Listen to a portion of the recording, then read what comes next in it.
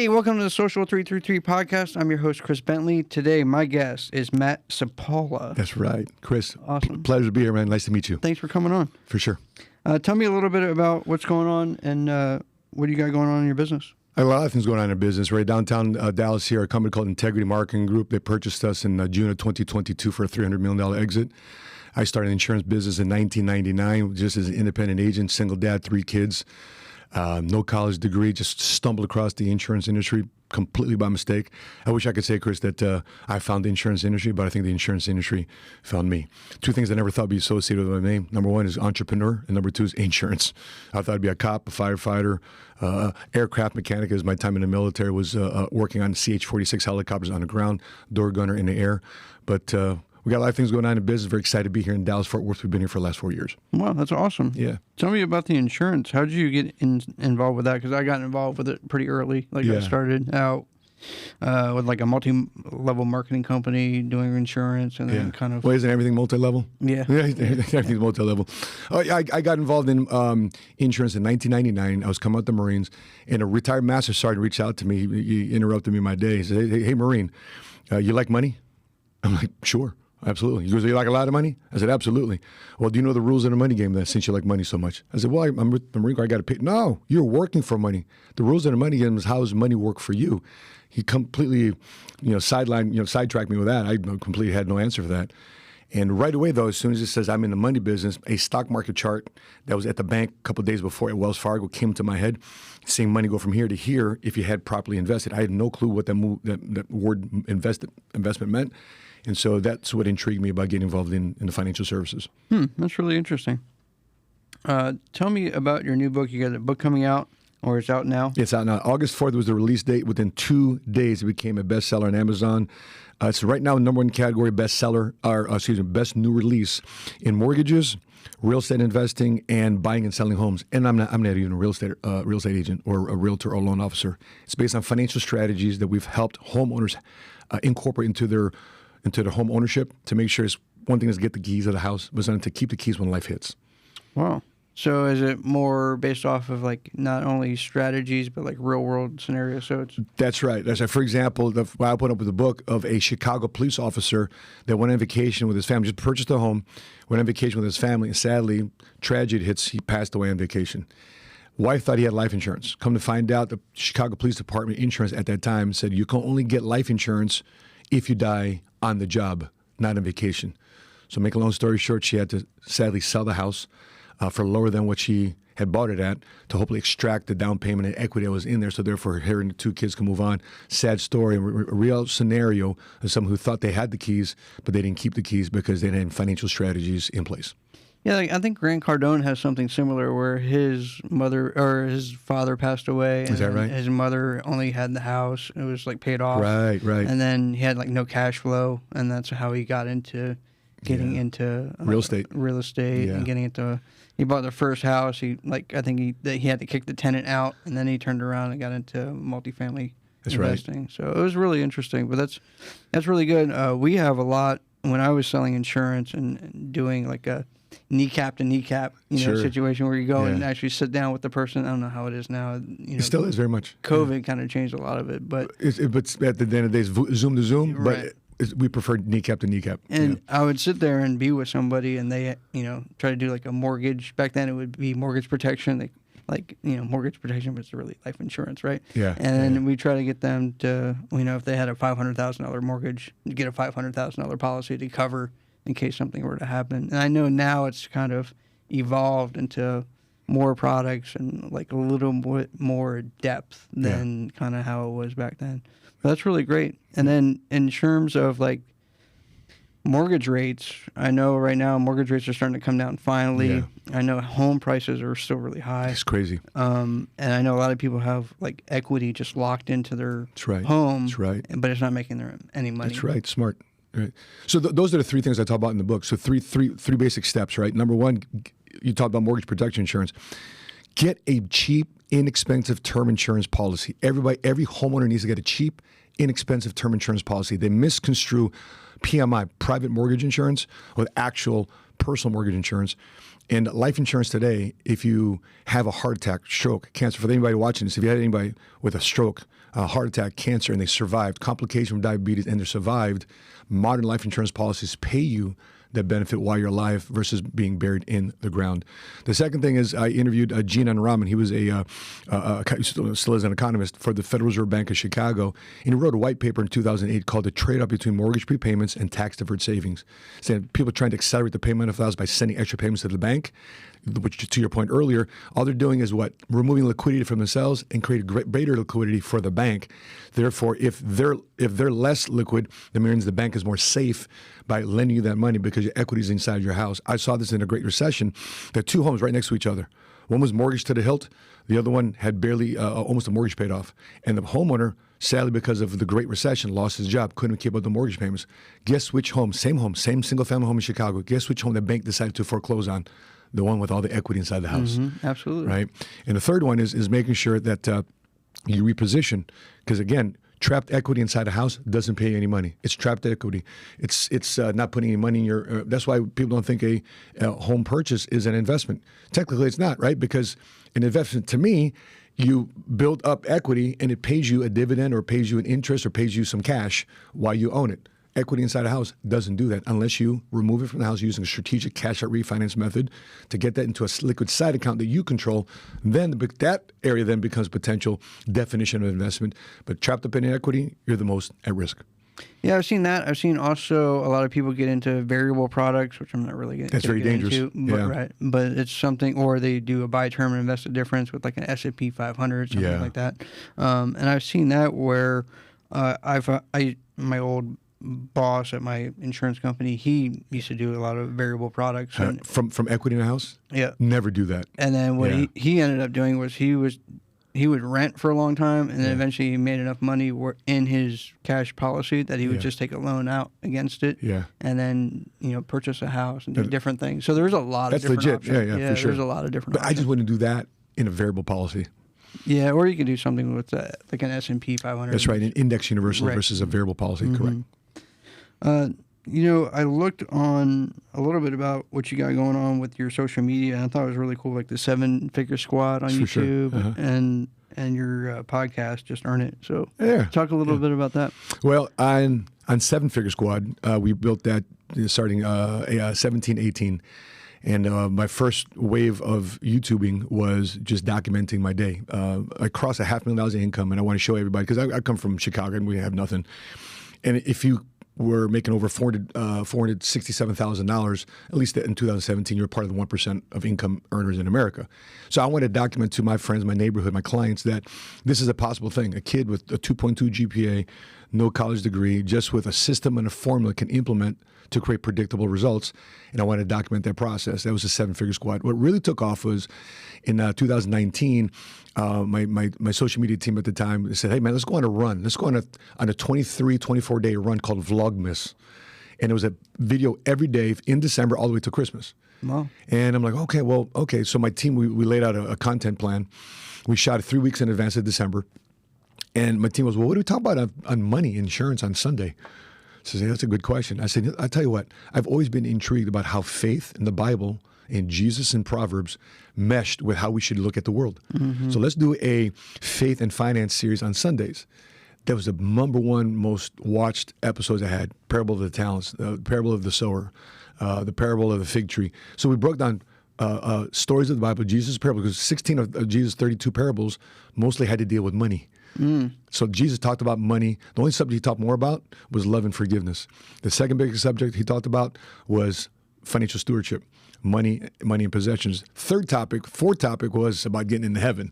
Right. Okay, so he thought. So in other words, money and possessions keeps us where? From getting into heaven. And our stewardship of money here on earth has everything to do with how you steward your receivership of His blessings.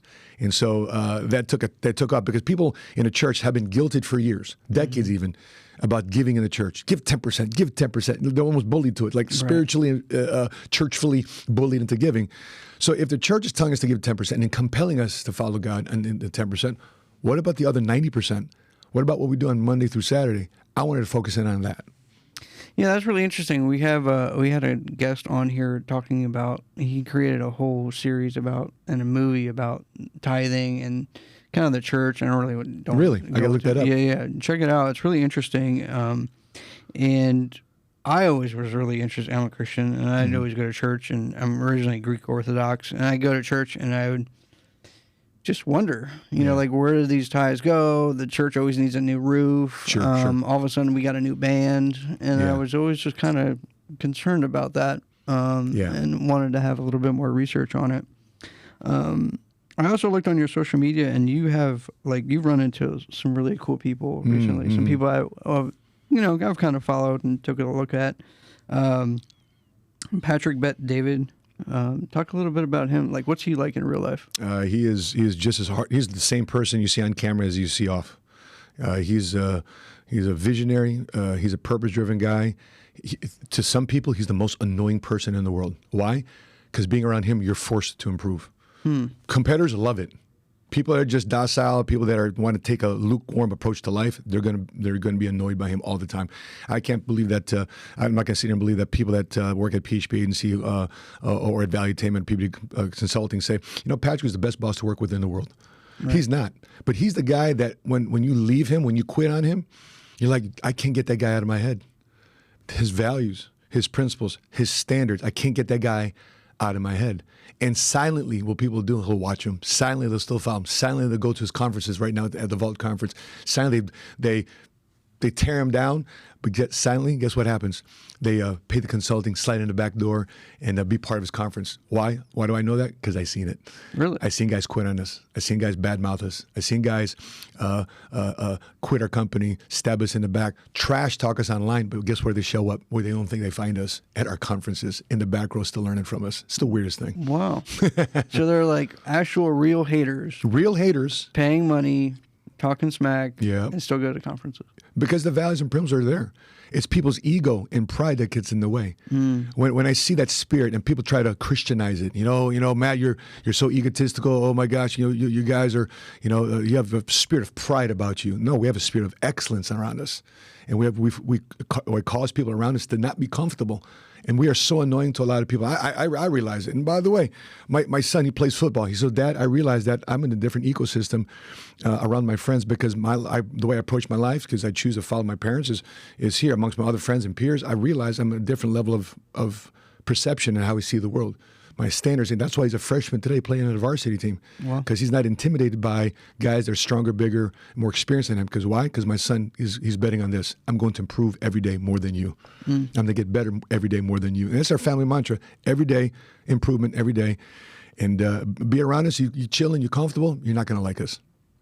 Yeah, I noticed with Patrick, like, he never really smiles. Or if maybe like it's like a joke or something, he'll smile. I just saw like a recent post where he shows like 3 pictures of him like just ripped. He's like, I used to drink every weekend, and now like like, we're in the comments. It's hilarious. It's like, well, like if you're like that, getting ripped every weekend, like, and the same the same ripped, jacked attitude in the gym, he took it into business. Wow. Even though physically he's not there, but by the way, Patrick is strong as heck. He just benched. They were doing that push-up contest because the Democratic mayor couldn't do a one bench press of 35s on a bar, and he couldn't do one. He needed a spot, so Valuetainment decided on PBD podcast, hey, let's do a bench press contest. And Patrick, he just knocked it out. Knocked out 30 reps with 135 with his feet up in air. Wow. Showing that he's got core balance. Wow. Talk to me about like the Marine stuff that you had. Were you around a lot of special ops? Yeah. So I was part of the 15th Marine Expeditionary Unit, Special Operations Capable. So in 1992, we were part of Operation Restore Hope, where we hit Mogadishu. That was one of our ops, which later it was a humanitarian mission, but later got reclassified as a combat mission. But we went over, we took over Mogadishu Airport. We launched at 3 o'clock in the morning.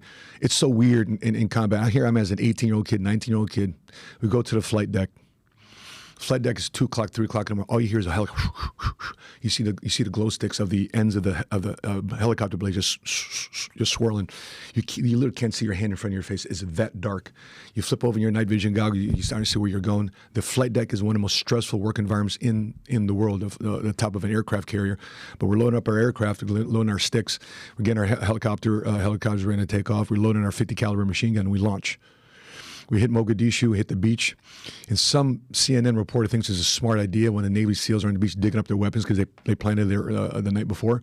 I thought it was a smart idea for them to put on the camera lights of the Navy SEALs digging up their weapons on the beach. Hello, you're a target now. Yeah. Right. So we had to instruct CNN, which paid $50,000 to be in our aircraft on that mission that day. And by the way, I was getting paid $20,000 a year as a sergeant in the Marines. Right. Wow. These guys pay $50,000 for CNN to be on for one flight. Kind of tell you, to monetize that effort. But over there, overseas, we were in the Middle East. We're in Kuwait. We're in the 3 deployments I was on, tour combat.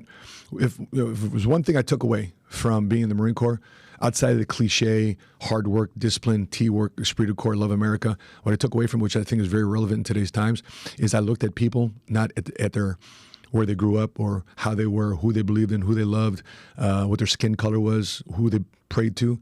I looked at whether or not you had character. Can you do the job? Can I trust you? If push comes to shove, I look to my left, I look to my right, will you be there? Or would be like, Corporal, that corporal in that movie, A Saving Private Ryan, frozen in the flight in the stairwell, and the German soldiers looking at him, laughing at him because he just killed his buddy. Are you gonna be that guy? Are you gonna be Corporal Upham? Right. All right. Or are you gonna be somebody I can count on and make sure we come back home? Yeah, that's the biggest thing I look for is heart. Whenever I hire somebody as an agent, I look to see how much heart you got, and sometimes it'll be somebody that's the prettiest person, meaning like looks, or they're really good on the phone or whatever it is, but they can't stomach the the rejection, or like, going out in the heat and showing 20 homes to one person. They just can't stomach it. They just, they can't fathom somebody saying no to them because all their life somebody said yes to them. Wow. I'm curious, on average, if I'm a realtor, how many average homes have to show a potential client in order for them to say, like, whittle it down to one and put an offer? It just really depends. If it's their first-time home buyer, it could be a lot. It could be, like, let's say 20 homes because they want to look at everything before they buy something. Same with tenants. For some reason, tenants want to look at, like, they're only going to be there for 12 months, but they want to look at everything on the home market. And then they're going to be like, well, out of the 120 homes that we viewed, we've narrowed it down to 2. And you're just like, you're living there for 12 months. Like, Yeah. I don't know. That's how I am. Yeah. I saw that you had the Tate brothers. You ran into them. Yeah. And I was kind of really curious about them.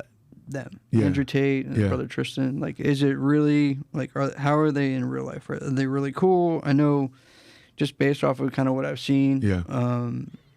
Andrew seems like he's a pretty cool dude, like off the air. Like, it just seems like a solid dude. Like, he likes to laugh a lot. And Tristan likes to joke around a lot. So it's kind of like this brotherly, like, I don't know how to really explain it. I don't want to call it stupid, but like, it just really dumb jokes between them kind of deal. Like, just always laughing and having a good time.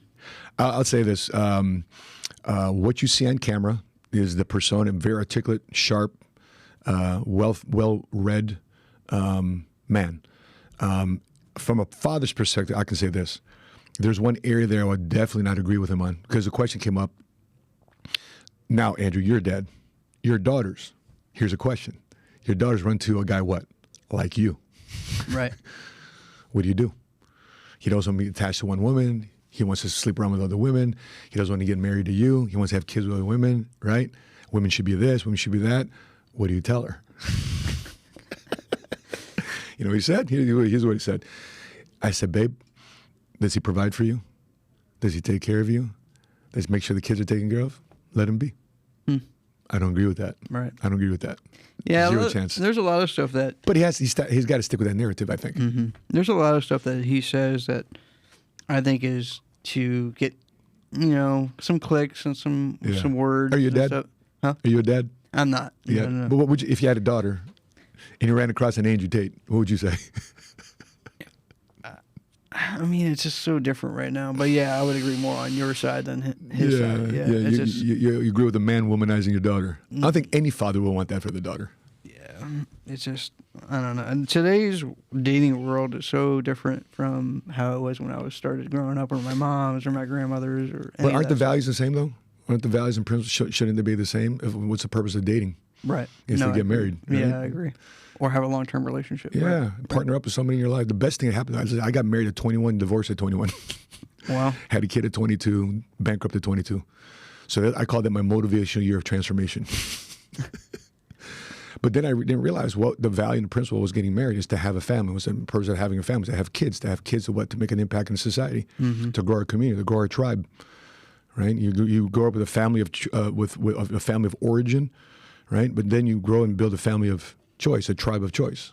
And if you're just looking to date, just get married. Because for example, in the Marines, we dated out of convenience to get out of the barracks. So therefore, when I get hassled by our first sergeant, our gunnery sergeant, to go clean the barracks field day or go pull guard duty.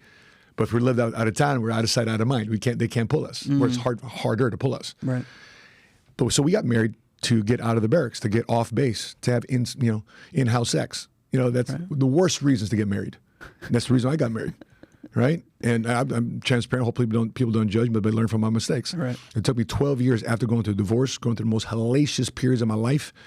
I never wish divorce on anybody. I never wish single parenthood on anybody.